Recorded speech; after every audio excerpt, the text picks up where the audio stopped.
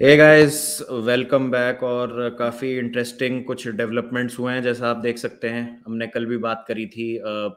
FFP का breach है जो, और अकाउंटिंग में जो हेर फेर किया है मैनचेस्टर सिटी ने, तो उसके कारण बहुत सारी जो चीज़ें हैं वो ख़राब हो सकती है उनके लिए। क्या पॉइंट डिडक्शन मिलेगा, प्रीमियर लीग से एक्सपेल कर दिया जाएगा, वो सब चीज़ें तो हैं अपनी तरफ। लेकिन एक चीज़ ये भी है कि बहुत सारा स्पेकुलेशन है कि क्या पेप गार्डियोला, कुछ भी अगर प्रूव होता है, जैसे उन्होंने भी एक बार बोला था कि अगर कुछ भी हम गिल्टी साबित होते हैं मैनचेस्टर सिटी किसी भी चीज में, तो वॉक कर जाएंगे। तो सवाल यह है कि क्या पेप गार्डियोला एक्चुअली में मैनचेस्टर सिटी छोड़ सकते हैं।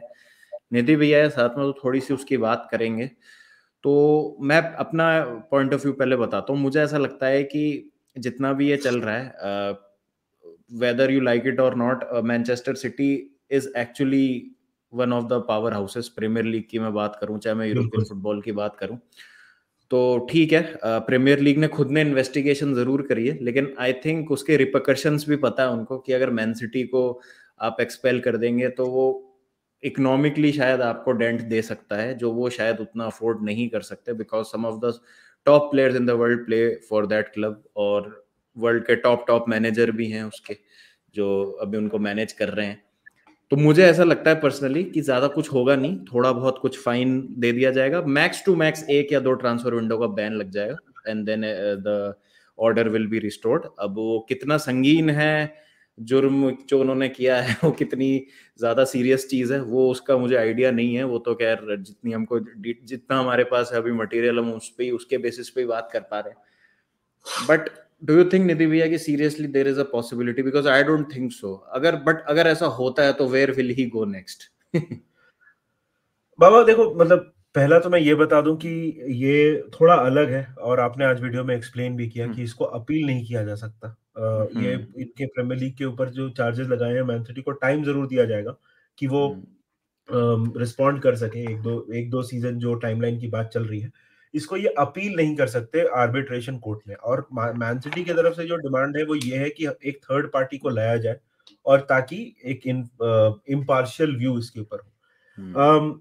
एक और लेटेस्ट न्यूज आज एक आई है कि if Man City is found guilty, most of the clubs want Man City expelled from the Premier League. मतलब वो obviously. Chelsea Chelsea Liverpool Man United, हाँ एग्जैक्टली। तो वो एक मैन सिटी थोड़ा सा कॉर्नर हो रही है।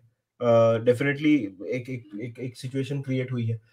कमिंग टू पेप, बाबा मेरे को, मैं सच बताऊं, आई फील समहाउ कहीं ना कहीं Pep Guardiola feels to me like a man of principle. मतलब वो, उसकी लेगेसी जो है फुटबॉल में is one of the greatest, and I don't think he will want his legacy to be tainted. तो आई थिंक जो possible, एक जो रिमोट पॉसिबिलिटी है कि उनको पनिश किया जाता है, उनके पॉइंट्स डिडक्ट किए जाते हैं। देखो देखिए बाबा, मेरे को मतलब रेलीगेट वेलीगेट तो मुझे बिल्कुल चांस नहीं लग रहा है। मुझे नहीं लगता है कि ऐसा कुछ होने वाला है। बट अगर वहां तक बात जाती है, तो मुझे लगता है कि पेप will want to walk away, not because he does not want to be with Man City for that long. He will not want his legacy to be tainted. But मैं साथ में ये भी बोलना चाहूंगा कि मेरे को लगता नहीं है कि वहां तक बात जाएगी। Where will he go next? इसके, और एक बात और है कि यार देखो, जब तक इसका रिजल्ट आएगा ना, हो सकता है तब तक पेप का टेन्योर वैसे भी खत्म हो जाए, क्योंकि पेप ने जो एक्सटेंशन साइन किया है वो 2025 तक है। और वैसे भी मतलब हो सकता है उसका टेन्योर खत्म हो जाए और वो ही moves on. I personally think Pep will want to manage a national side इसके बाद, और उसने बोला भी है कि मतलब एक एक वो चीज बची है मेरे सीवी में। तो that's where I think, personally I don't think ज्यादा कुछ होने वाला है। मेरे को तो लगता है fine and may be 1 transfer window का बैन, एंड दैट्स इट। उससे ज्यादा बात नहीं जाएगी मेरे हिसाब से तो। हाँ बिल्कुल, क्योंकि मैनचेस्टर सिटी ऑल्दो रिलेटिवली अगर हम ग्लोबल स्पेक्ट्रम में बात करें, तो एक नया क्लब है जिसने अपनी प्रेजेंस पिछले 10-12 साल में ही बनाई है। अब ठीक है, उसको बैंटर के लिए बोला जाता है कि 2009 से पहले क्लब की एग्जिस्टेंस थी नहीं थी, तो हम उस सब में नहीं जाएंगे।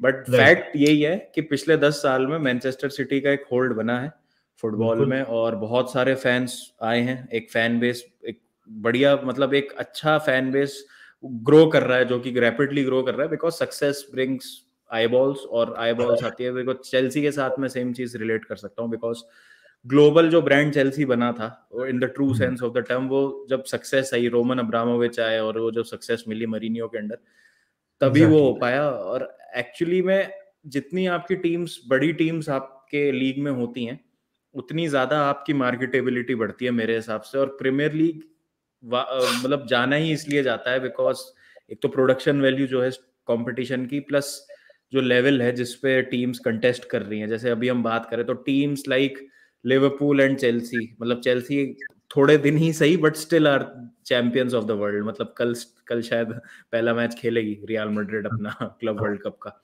और Liverpool were on the brink of winning the quadruple. तो इस लेवल की टीम्स 9th और 10th चल रही हैं अभी रिस्पेक्टिवली इस लीग में। तो उससे पता चलता है कि क्या कंपटीशन है, और अगर कोई स्लिप अप करता है तो दूसरी टीम्स जो है उस अपॉर्चुनिटी को ग्रैब कर लेती है। तो आई थिंक उस लिहाज से मुझे नहीं लगता है कि मैनचेस्टर सिटी को निकालना प्रीमियर लीग के पॉइंट ऑफ व्यू से फाइनेंशियली एक वाइज डिसीजन होगा। बट आई नो यहाँ पर मॉरल्स और प्रिंसिपल्स और एथिक्स की बात आ जाती है कि नहीं यार, जब आपने इन्वेस्टिगेशन करी है और आप किसी को गिल्टी पा रहे हैं किसी ब्रीच का, तो आपको पनिश भी उनको उस हिसाब से करना चाहिए। तो यहाँ पे आप मतलब बहुत ग्रे एरिया है जिसपे ट्रेड कर रहे हैं सब लोग, कुछ ब्लैक एंड व्हाइट नहीं है इसमें। और बाबा बात यह है कि जब आप मतलब पनिशमेंट क्या होगी, क्योंकि अभी तक जो भी कमियां निकली है ना, कि मतलब फाइनेंशियली जो इरेगुलरिटीज है, बुक कुकिंग, ये सब एडमिनिस्ट्रेटिव स्टाइल साइड पे है। मतलब जैसे इसको लोग ना यूवेंटस वाले स्कैंडल से कंपेयर कर रहे हैं, बट वो बहुत ही अलग स्कैंडल था। वहां पे वो तो रेफरीज को ही उन्होंने फिक्स कर लिया था, वो तो अलग चीज थी। यहाँ पे मतलब देखिए, आई थिंक प्रीमियर लीग कुछ ना कुछ तो करेगी, क्योंकि मतलब they can not just let it go. अचानक से इतना हल्ला मचा के they will not let it go. मुझे बस ये लगता है कि जो टाइमलाइन है वो लंबा होगा, और I think they will try to make a example out of this Man City का। और एक उसमें ये भी एंगल है कि आप मतलब टारगेट कर रहे हो because owners are from a particular geography, वो भी एक एंगल आता है इसमें। तो ये सारी चीजें मिलके, आप सही बोल रहे हो, बहुत ही एक ग्रे एरिया क्रिएट कर रहा है। मुझे लगता है कि personally Man City will try to make sure कि ये जितना लंबा केस चल सके उनके फेवर में है। और eventually I think the end result will be, जैसे मैंने पहले बोला, it will be a fine and this thing will just taper away मेरे हिसाब से। तो चलिए देखते हैं क्या होता है। हमें तो यही लगता है कि पेप विल स्टे अभी तक, जब तक कोई कॉन्क्रीट इसका वो नहीं आ जाता है कि हाँ यही है, मतलब कोई रिजल्ट नहीं आ जाता कि अच्छा बिल्कुल ये किया ही है इन्होंने और अब जो है इनको इस तरीके की पनिशमेंट मिलेगी। बिकॉज ऑलरेडी 2 बार they have been found guilty. 2020 में तो लग गया था बैन, बट सीएस ने फिर वो बैन को ओवर रूल कर दिया था, और फिर जो 30 मिलियन पाउंड का फाइन लगा था उसको 10 मिलियन ही कर दिया था। तो ऐसी चीजें होती हैं, देखते हैं क्या होता है। पर्सनली आई डोंट थिंक कि मैन सिटी को कुछ पॉइंट्स डिडक्शन या कुछ एक्सपेल या कुछ स्ट्रिप किया जाएगा टाइटल से। सेम चीज नदी भैया को भी लगती है। What maximum can happen is कि अगर बहुत ही ज्यादा कुछ they are under the pump, तो पेप खुद ही बोलें कि चलिए I will decide to move on, और मैं यहाँ पर अब नहीं रहूंगा क्योंकि चीजें जो है थोड़ी सी खराब हो रही है। बट वो भी मुझे बहुत फार फेच लग रहा है। अभी तो कुछ भी नहीं कह सकते क्योंकि हमारे पास भी ज्यादा इन्फॉर्मेशन है नहीं। But in case if it happens, Chelsea पे नजर रखिएगा। इसी के साथ आप प्लीज सब्सक्राइब कर दीजिए। अभी तक आपने नहीं किया चैनल को तो मैंने सेंड द मॉन्क का भी लिंक जो है आपको वीडियो टाइटल में ही मिल जाएगा। प्लीज डू चेक आउट मैंने सेंड द मॉन्क, बेहतरीन कंटेंट। लिवरपूल फैन है अगर आप नहीं भी हैं तो इन जनरल बहुत सारा अच्छा कंटेंट आपको मिलेगा। तो मिलते हैं आप लोगों से जल्दी, और टिल देन ध्यान रखें अपना। Take care, bye bye guys. Bye.